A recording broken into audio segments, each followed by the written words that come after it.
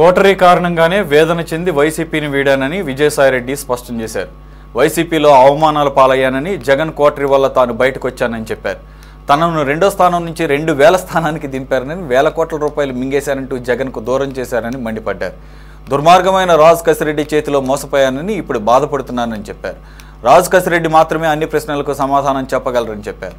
రాజ్ కసిరెడ్డి వసూలు చేసినవి ఎవరికి వెళ్లాయో తనకు తెలియదని విజయసాయిరెడ్డి చెప్పారు.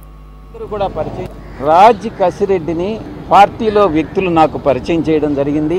2017-18లో అనుకుంటా రాజ్ కసిరెడ్డి పార్టీలోకి వచ్చారు.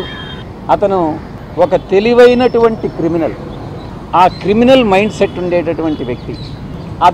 అంత క్రిమినల్ బ్రెయిన్ ఉంది అన్నటువంటిది తెలియక పార్టీలో పెద్దలందరూ కూడా పరిచయం చేస్తే నేను ఎంకరేజ్ చేసినటువంటి మాట వాస్తవం. నేను అబద్ధం చెప్పదలుచుకోలే. మొట్టమొదటిగా అతనికి ఎన్ఆర్ఐ విభాగం అప్పగించా. ఆ తరువాత సోషల్ మీడియా చూసుకోమని చెప్పా. ఆ తరువాత ఈ ప్రశాంత్ కిషోర్ గారు అక్కడి నుంచి వస్తూ ఉంటే ఆయన మనకు కన్సల్టెంట్గా ఉన్నప్పుడు ఆయనకు ప్రోటోకాల్ అంతా చూసుకోమని చెప్పడం జరిగింది. ఈ రకంగా పార్టీలో అతి ముఖ్యమైనటువంటి బాధ్యతలు అతనికి అప్పగించింది నేనే, ఎంకరేజ్ చేసింది నేనే. ఈ విషయంలో నేను తప్పు చేశాను అన్నటువంటి భావన ఈరోజు నాకు కలుగుతూ ఉంది. ఇంత దుర్మార్గపు వ్యక్తి ఏ రకంగా నన్ను మోసగించాడు అన్నటువంటి విషయం నాన్నే ఆశ్చర్యానికి గురి చేస్తుంది. ప్రాంతీయ పార్టీలో ఎవరైనా కూడా నేను నెంబర్ 2 అని నేను భావిస్తే అది అంతా మిథ్య మాత్రమే.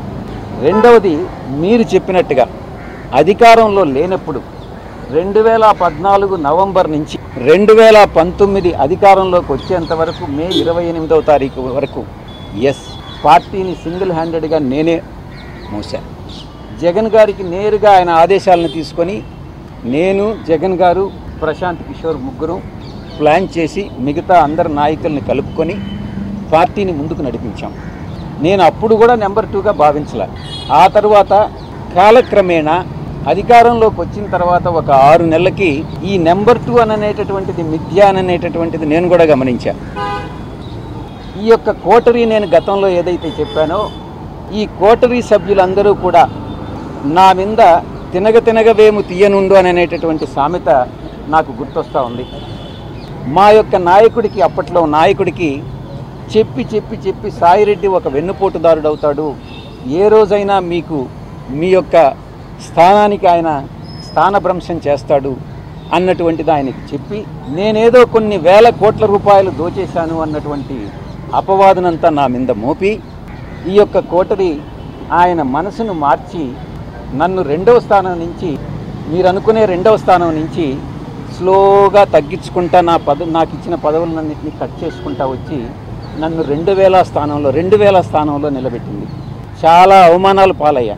ఈ కోటరీ మరొక్కసారి చెప్తా ఉన్నా, ఈ అవమాన భారం తాళలేక, ఈ కోటరీ యొక్క వేధింపులు తాళలేక నాకు అప్పట్లో నా నాయకుడైనటువంటి జగన్మోహన్ రెడ్డి గారి మనసులో స్థానం లేదని గ్రహించి వేదన చెంది నేను పార్టీ వీడడం జరిగిందే తప్ప వేరే ఏ కారణం కాదు.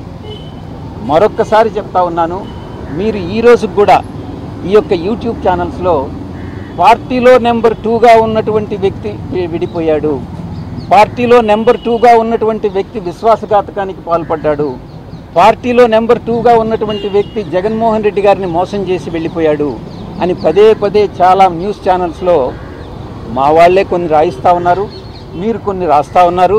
దాంట్లో కొన్ని పెయిడ్ ఆర్టికల్స్ ఉన్నాయి, కొన్ని మామూలుగా మీరేదో ఆత్మసంతృప్తి కోసం మీరు రాసుకుంటా ఉన్నారు. నేను అధికారం వచ్చిన 6 నెలల్లో నా యొక్క 2వ స్థానం 2000 స్థానానికి పడిపోయింది. కాబట్టి దయచేసి నేనేదో నెంబర్ 2 స్థానంలో ఉన్నాను అన్నటువంటి విషయాన్ని మర్చిపోండి, తిరిగి రాయవద్దు అని మీకు అందరికీ కూడా విన్నవించాను.